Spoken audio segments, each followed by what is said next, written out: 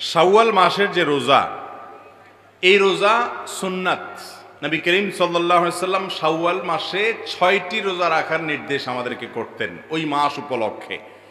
তিনি বলেছেন, মান সামা রমাদান, যে ব্যক্তি রমজান মাসে রোজা রাখবে সবগুলো, সুম্মা আতবাউহু সিত্তাম মিন শাওয়াল, এরপর রমজান মাসের রোজাগুলো রাখার পর শাওয়াল মাসে যে ব্যক্তি ৬টা রোজা রাখবে, কানা কা সিয়ামিদ দাহার, আল্লাহ তাআলা তাকে সওয়াব দিবেন সারা বছর রোজা রাখার সওয়াব।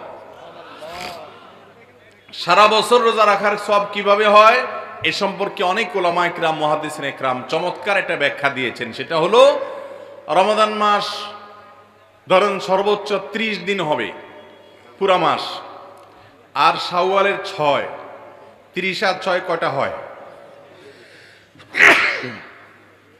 36। এই 36কে যদি আপনি 10 দিয়ে গুণ দেন কত হবে?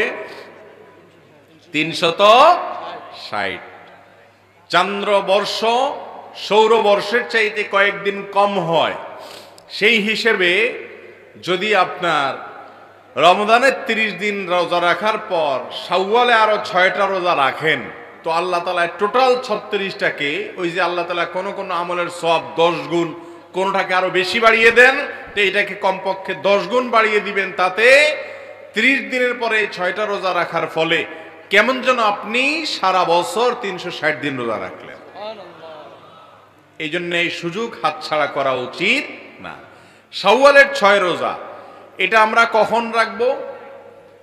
আমরা ঈদের দিন, ঈদ উপলক্ষে যে রোজা রাখা হারাম সেদিন বাদে এরপরে পুরো গোটা মাসের যে কোনো দিন আমরা রাখতে পারবো।